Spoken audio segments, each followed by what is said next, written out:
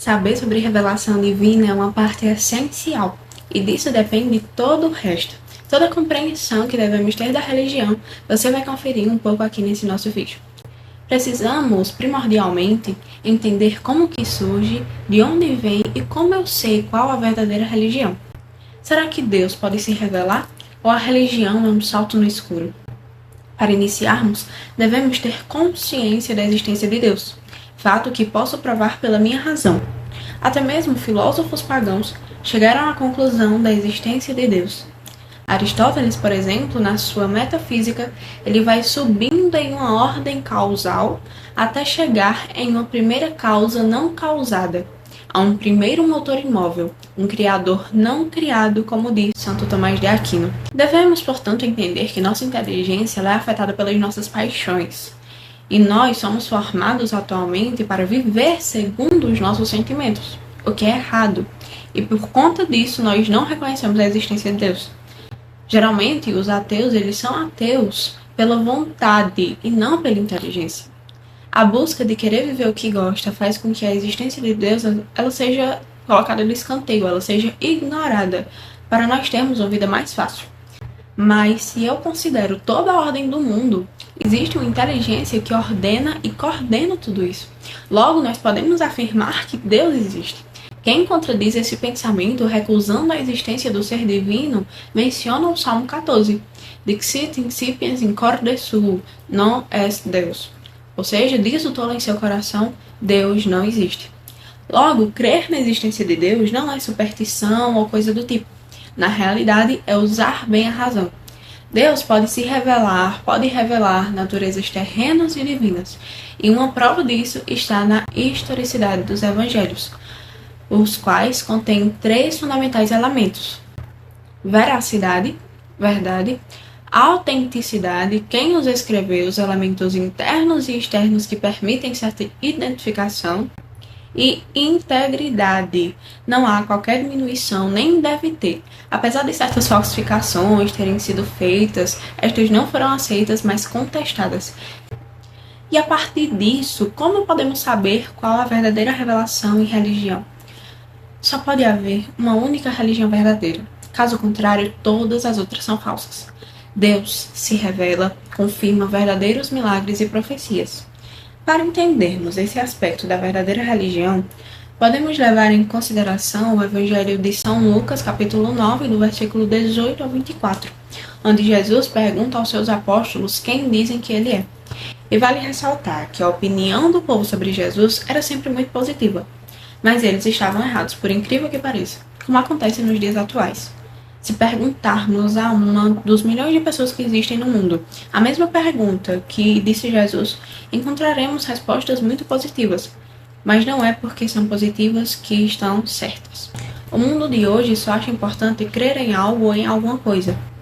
Mas se nós fizermos uma pesquisa no planeta, se nós pegarmos um muçulmano e perguntarmos quem é Jesus, ele vai dizer que é um dos profetas, que nasceu da Virgem Maria, que subiu aos céus e que vai voltar. Eles creem que Jesus é realmente importante e deve ser respeitado, mas os mesmos não aceitam que Jesus é o próprio Deus que se fez homem. Se nós perguntarmos a um hindu, eles dirão que Jesus é sim santo, uma pessoa divina e um Deus. Mas eles são politeístas. Logo, eles acreditariam que Jesus seria um dos seus deuses. Opiniões elogiosas sobre Jesus, mas sempre com uma pedra de tropeço. E nós católicos dizemos que Jesus é o próprio Deus da criação. Aquela criança nascida nos braços da Virgem Maria coordena todas as galáxias existentes. Ele disse que veio causar uma divisão.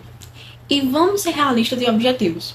Ou Jesus é um iluminado, ou é um profeta, ou um espírito guia e está tudo tranquilo porque todas as religiões vivem em harmonia, porque todas as religiões seguem o único Deus nas alturas, ou então o próprio Deus se fez homem historicamente, de carne e osso, nasceu em Belém, ali é Deus, e se você não aceitar isso, você está errado, pois está recusando que Deus se fez homem.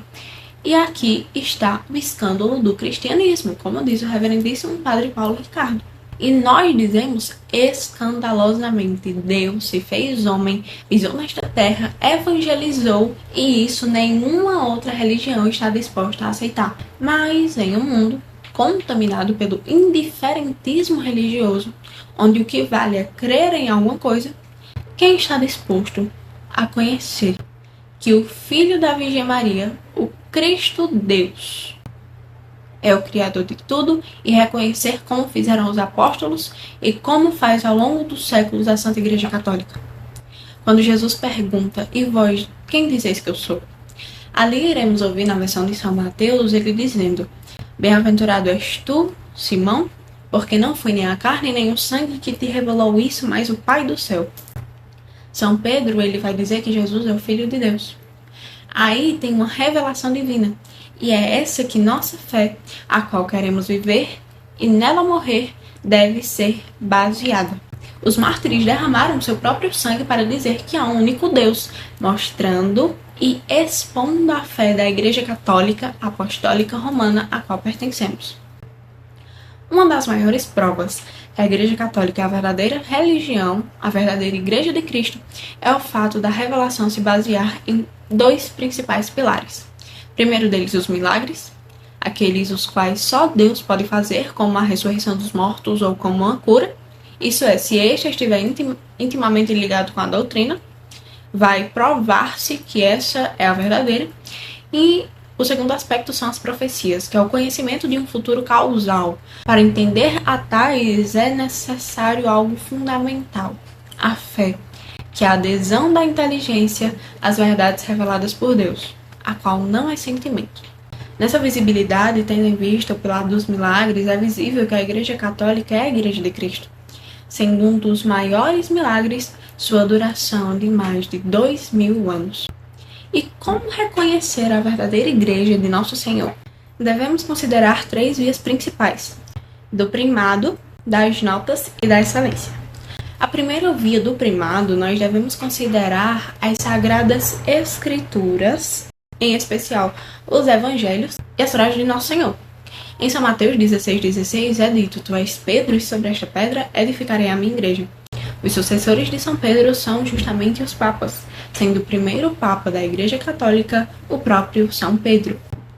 A segunda via, que é a via das notas, é quando Nosso Senhor instituiu a sua igreja com 4 características notáveis. Una é uma unidade de fé, um só chefe que deve ser reconhecido, há uma unidade de culto e uma unidade de membros em cooperação. Santa, de forma ativa e passiva. Ativa por sua origem, fundada por Cristo, por sua alma, o Espírito Santo, por sua finalidade, a glória de Deus e a salvação das almas, por seus meios, doutrina, sacramentos e sacramentais. Passiva pela santidade dos membros. Portanto, a Igreja é santa, santificadora, mas tem membros pecadores. E a terceira é a via da excelência, ou empírica. Nós partimos do pressuposto da Igreja, da sua história e da sua excelência. A mesma não mudou em sua constituição ou doutrina. E o maior milagre, como já dito, é sua duração de mais de 2000 anos. E sobre a relação da Igreja Católica e a salvação. O que é uma igreja? Vamos conceituar basicamente: é uma sociedade ou uma reunião de pessoas batizadas que, vivendo na terra, professam a mesma fé e a mesma lei de Nosso Senhor, participam dos mesmos sacramentos e obedecem aos legítimos pastores, sobretudo ao Romano Pontífice, o Papa. Os membros são aqueles que possuem, sobretudo, fé, batismo e submissão ao Papa. Ademais, a Igreja é considerada uma sociedade perfeita por ter como finalidade o fim supremo na sua ordem natural, que é o bem comum da sociedade civil, sobrenatural, o céu e a salvação eterna, dispondo de todos os meios necessários para isto. Para alcançar esses fundamentos, é preciso estar unido a Cristo, pois Ele mesmo diz: sem mim nada podeis fazer. Eu sou a videira, vós sois os ramos. Nesse viés, é necessário pertencer a Cristo e à sua Igreja para salvar-se. Extra ecclesiam nulla salus. Fora da Igreja não há salvação.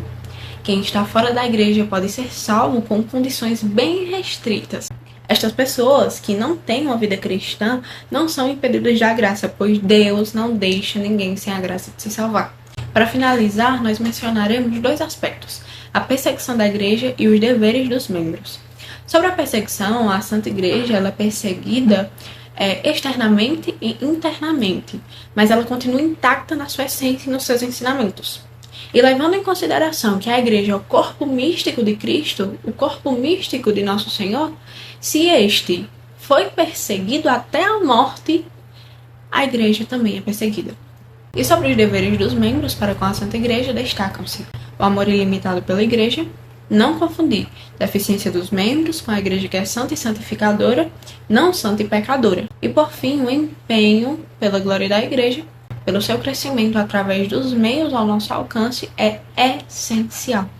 Esse foi um dos pontos confiados a nós na Crisma, quando nós recebemos o título de soldados de Cristo. E devemos começar pelo básico, a oração, para que seja sempre para a maior glória de Deus e salvação das almas.